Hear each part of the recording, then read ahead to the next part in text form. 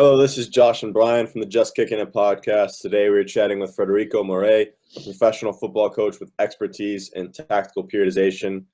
Frederico earned his UEFA Pro license at just 28 years of age, graduated with a degree in football from the University of Porto, and he will be presenting at the Next Gen Coaches 24-hour virtual conference hosted by Inspire Coach Education on July 29th, 2017. 24 presentations in 24 hours. I encourage you to go to inspirecoached.com for more details on how you can get access to Frederico's presentation and the 23 other great presentations from world leaders in coaching and coach education. Frederico, thanks for sitting down with us today and joining us. How are you? All good. Now, on yourselves? Very good, very good.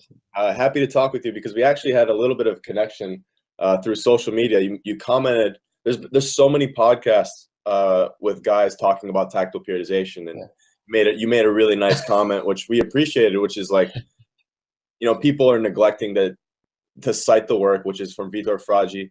So maybe you can talk a little bit about just that misconception of just not citing the appropriate person. Yeah.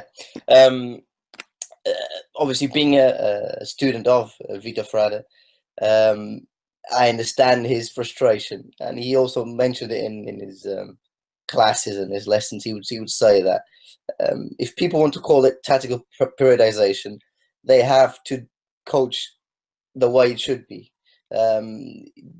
People are using that name in vain, really, because they don't really understand what tactical periodization is.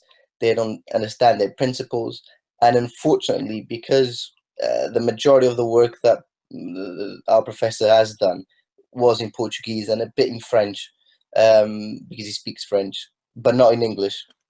The word has been spread in the wrong way. I think the word tactical periodization, people think it's just you just coach tactics, which is not necessarily the truth. The story behind it, just very briefly, the story behind it is from Matveev, and from that athletics background, people started talking about periodization, and he used tactical as a provocation, as a way of inciting thought and make people think about this methodology. The same way his dissertation, his university dissertation, was written upside down. Halfway through it, you'd have to flip it and read it. And people say that's not how things work. So yeah, but that's exactly my idea. As you get to a certain point in my dissertation, if you flip it, your brain kicks off and goes, Jesus, this is different. So your attention span restarts, reboots, and you're paying attention to what he's presenting to you. And attack periodization was the same principle of provoking a thought, of being clearly the opposite of what Matveev brought to football and what the classical periodization brings to football. Well, it's funny. So you bring up Matveev, and then obviously we have guys like Tudor Bompa who wrote books on periodization, more talking about the athletics background, like you said, in strength training. But that was kind of like right around the time in the 70s and 80s where we started to see this big division in sports, where we saw a sport like soccer and we said, okay, let's take the strength and train it separately, the fitness, train it separately, the tactics, train it separately, the technique, train it separately. And then even guys like Wheel Cover took the technique and said, we can even disseminate that into all these parts. So, a big question, but we still think, a lot of coaches I see think that the best way to train is to train everything individually and then put it back together. And we know that not to be the case. We know that football is more than the sum of its parts. So maybe you can talk about that quote, which is sometimes often associated with tactical periodization. Yes. It goes back to the complex systems, and tactical periodization bases itself on complex systems, neuroscience. And the funny thing is, and what is really interesting, and how the classes with Professor was so captivating, was that he'd bring articles and things he'd written, by hand, with 20 years, 30 years old. And he says, see, I said this, I wrote this on, August 1980. And you go, Jesus, this is how ahead he was, and how ahead he still is. Because he now understands that things are coming up every day or every month of studies and things that prove what he was saying was right. And one of the best well-known neuroscientists, Antonio Damasio, which is huge in the US, created this hypothesis, and one of his books is the Descartes mistake, isn't it? So he went through how the duality of mind and body doesn't really exist, and he was already talking about this before, but it was empirical. He didn't have much of a a science background, but now slowly things are going towards that way. That's one side of the thing. That's the tactical periodization side of things. On the other side, I understand that it's easier for coaches, it's easier for people to separate things and then try to combine. The problem is football is a complex sport. It's a team sport. It's a sport that doesn't have massive breaks, only for injuries, for example, but it's a continuous game. Decisions are constantly being made. If we compare it to American football, there's breaks where no decisions are being made. In football, even if the ref blows the whistle and there's a foul, you're making decisions. You're adjusting. You're setting the wall up. You're always on focus. You're always on. So when you divide the tactics and the skills and also the technique, you can't really emulate what football is. So it's analytically trying to build everything together. We have seen that in football, it's not the best way forwards. In our opinion, it's not the best way forwards because you're losing time. You can do exactly the same thing. You can have exactly the same outcomes with a lot less time. And we've gone, and I think now slowly people are going from that perspective of train more and more and more, and that will be, that will take us longer, further and better. And that's not necessarily the case, especially at the top level. We're seeing teams that are being coached and are having less of training input, more recovery times, how sessions are delivered and how sessions are organized, more of a recovery session, but at the same time having a tactical side to it. So I understand why things have gone that way, especially when coaching was ex-pros that would then get, sports science graduates from university and then say, all right, you get 30 minutes every session, just make sure that the players can run and are fit. I'll do the football. The football's with me, you do that. So that I understand that slowly that kind of built in, and the philosophy behind that was that it was the progression and franchise, like you mentioned, the cover slowly brought something in. People saw the videos. People saw, Jesus, this is what they forget, that it was that they pick the best boys and they shoot 100 times. Obviously, they made loads of mistakes before they made that video, but it's still interesting how productive it can be, and I'm not against it at all. We just think, especially at the top level, there's different priorities. If you have loads of time, if you're coaching kids, and you have 6 sessions a week, which I think is doesn't make any sense. But if you do, then probably you can cut your sessions in that way. But again, that's not tactical periodization. If you do that, you cannot say you coach that methodology.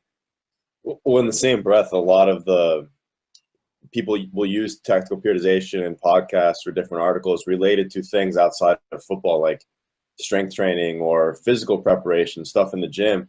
And I could misinterpret this or from Vitor's original work, but I don't believe strength training has any fit in tactical periodization because, like he would argue, is the muscular contractions are different. So can you speak to maybe that isolated strength training? Yeah. For you to give a bit of a background, in our university with Vitór Frade and the other department of football, there's different views of the game, of how you should coach the game. We had a more physical approach. Some certain professors would coach us and would teach us at university about that other physical side of the game, and he would talk about tactical periodization. So we have that perspective of what strength training can be. And on my UEFA Pro license, I had the luck, which is amazing luck, to have Mourinho's assistant, Rui Faria, with us. And he would bring, and he's probably at the moment the one that we could say is coaching definitely tactical periodization at the top level. He would mention that, and he would tell us stories about players, about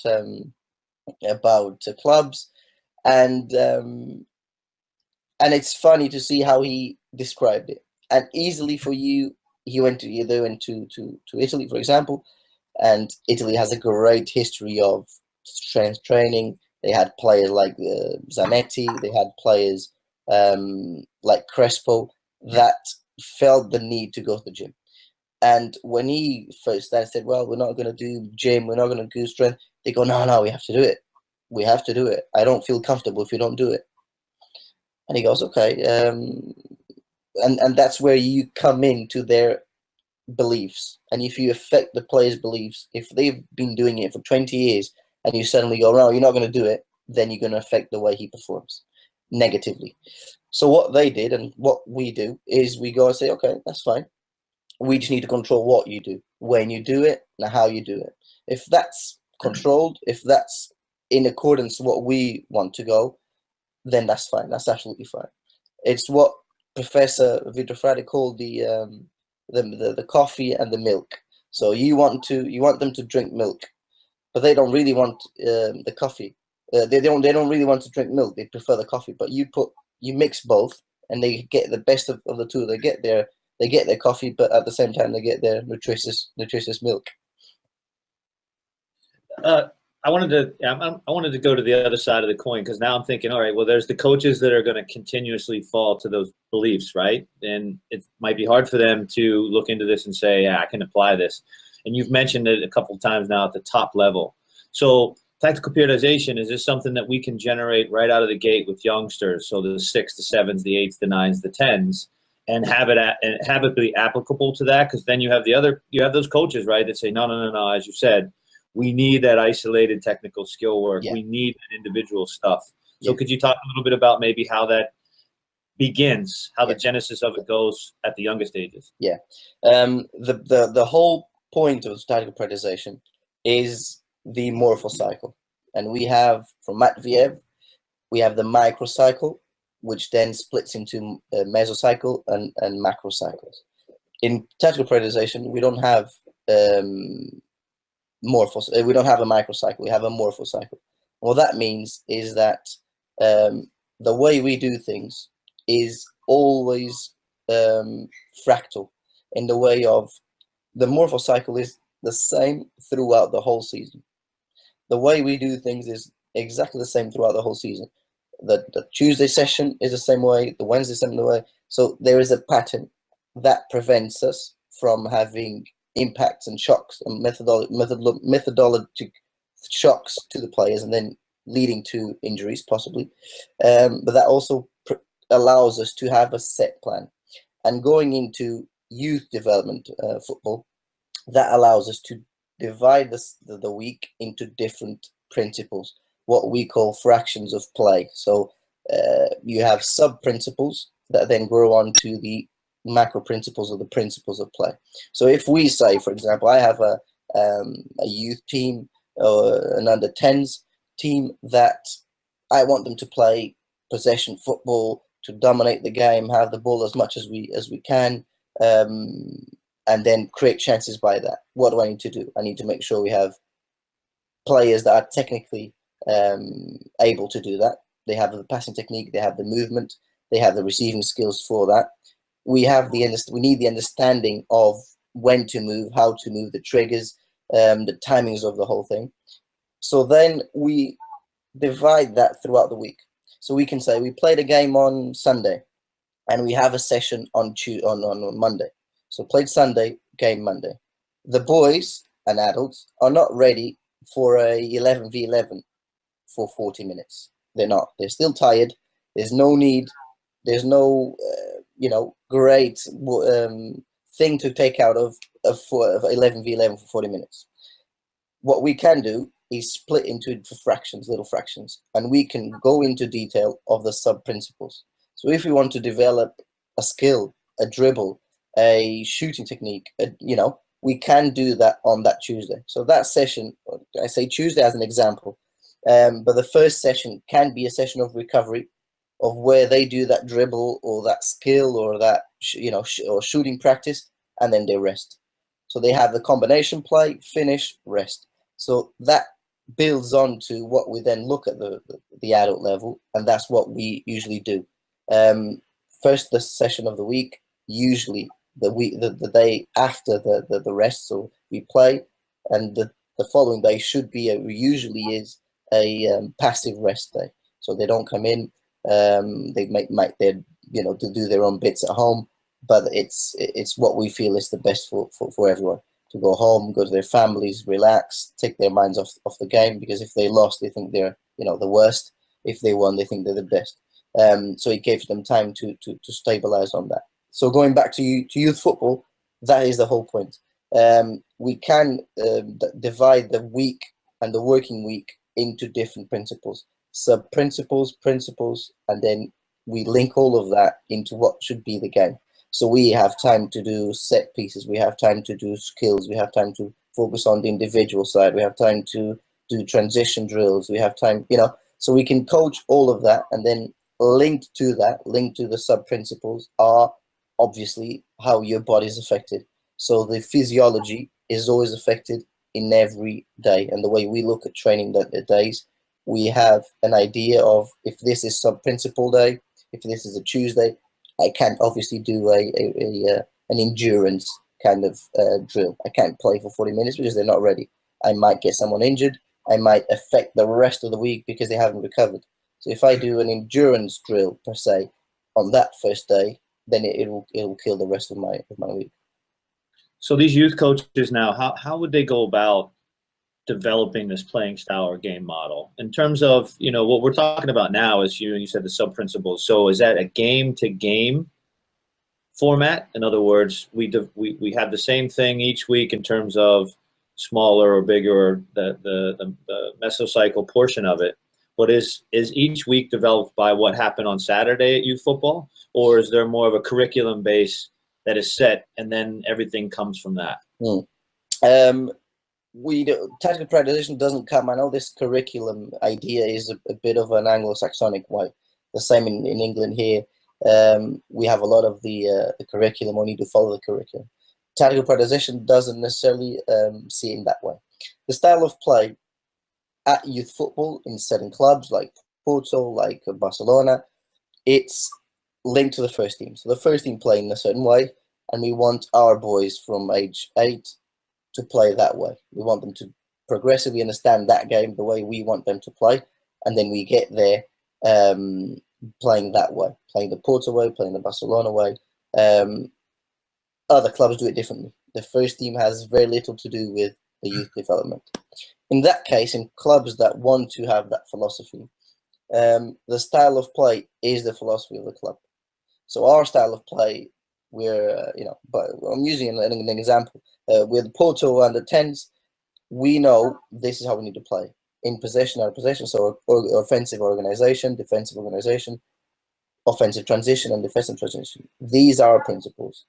We want possession football, combined throughout the pitch, build through the thirds, aggressive on the last third, through passes, shots, 1v1s. This is what we want. Defensively, we want to be aggressive, be very close to the opponent's goal, press the ball really high, win it, decide what to do with it. And then we go through. So this is just an example. So these are our 4 moments. And I mean, within those 4 moments, we have to coach them. It takes time. Some teams will be unbelievable in possession, in offensive organization, but then the other 3 will be very poor. So those 3, we need to then adapt. And our training sessions need to have a reflection on those 3.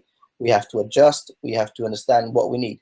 But if we think, and this usually in kids isn't necessarily, but if we think offensive organization is our strongest, then we can, and what we consider is adjust in accordance to the opponent. So that could be previous Saturday this happened. We can speak about that during the week. So, you know, on Saturday this happened. What would we do next? What can we adjust if this happens again? And give it a strategic side. So we call it the strategic side. At the top level, the same happens. We get to a certain point where the players have videos of the opponent. Are you going to face this opponent? So the whole week is prepared towards that. But still, our style of play needs to persist, and that is our goal. It's our style of play. This is the way we want to play. This is the way we're going to win or not, but this is the way we want to play, and we want to win with our ideas. We don't change everything for that, you know, but we adjust the way we play. We adjust our 4 moments for a certain opponent, for a certain game, for a final, for you know, it depends. It's a moment within that process. It's the same as fractals. It's a fractal. So we need to see a clear idea. So the whole point is you take your shirts off, you play with a different shirt, you know, no, that's this team. So create that identity. That's the whole point of our methodology. Yeah. Well, you know, I'm already excited for your presentation because some more time. Yeah, we do. But I did, as we start to wrap up, what are some of the biggest myths out there regarding tactical periodization that you see a lot and you just think to yourself, that's not correct? Yeah. I post some online, and I started last week a myth busting kind of tweet. I hope that it will be interesting. I think the biggest is the name, the tactical periodization. Oh, it's just tactics. There's no space for skills. There's no space for psychology. There's no space. It's just that. No, that's not necessary. And I said, and during the presentation we'll speak about that. It's a provocation. It's just a word that wanted to break free of the classical periodization of the physical, you know, and the physiological focus. That's one of the myths. The second myth is, it's just small-sided games. We just do small-sided games, 3v3s, 4v4s, and that's it. That's the training session, which is not necessarily the case. There's space for other things. There's space for an 11v11, and to get the perspective and to get the understanding of how spaces work and how you need to adjust, you need to do an 11v11. But it's when we do that, which part of the week, when are the players ready to do an 11v11? When are they physically recovered? When are they fresh to do that? That's another one. The other myth I probably could say is the days. Oh, this is an endurance day. This is a strength day, which is slowly picked up with that. Everyone mentions it in that way. It's not necessarily the focus. The focus is the sub-principle. So today is a sub-principle day, or a sub-principle day.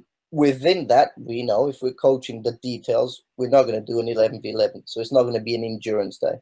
So if people look at it, no, today is my strength day. Not necessarily. Today is your sub-principle day. So you're going to work on this. You're going to work on your back four, whatever. Your back four, how your back four adjusts to balls in the air. That's your idea. But within that, you need to be aware. You need to be smart enough to go, if I make 4 repetitions in 2 minutes, then it's going to have an impact on their physiology. What is the impact it's going to have? Can they have this impact on Tuesday? No, they can't. Okay, so we can do 2 groups of 4. So they rotate and they rest and they work and they rest. The same happens on a Thursday, for example, in the middle of the week. We want to work on the same back 4, but we want it to be continuous. We want them to work and work and work, and those principles, or the big principles, are happening and are emerging all the time. Excellent. We do that. 4 minute periods. Work for 4 minutes, rest. Work for So that's the main myth. The way we organize the week is not through endurance, strength, speed. It's sub principles, and then obviously those physiological aspects of the game are involved, obviously. But there is time for the other, principles of psychology. How can you, on a Friday, do a certain drill that will really fire them up for Saturday? What can you do on a Thursday to put a lot of pressure on the players? how can you promote that kind of intense session, competitive mindset? How can you do that? What kind of rules can you put on your sessions? What kind of drills can you put on a session for the boys to develop that kind of intensity of winning mentality? So all of that is linked to the tactical periodization and the whole morpho cycle and the way we do things, and we use the week for our benefit. So before we talk a little bit about your presentation, one of the last questions I wanted to ask is, do you have a quote or maybe a thought from Vitór Frade that you kind of, ever since you heard it, has kind of stuck in your head and maybe shaped everything that you do? Yeah, it's hard to translate it, but the quote is, "No one feels the need for the unknown."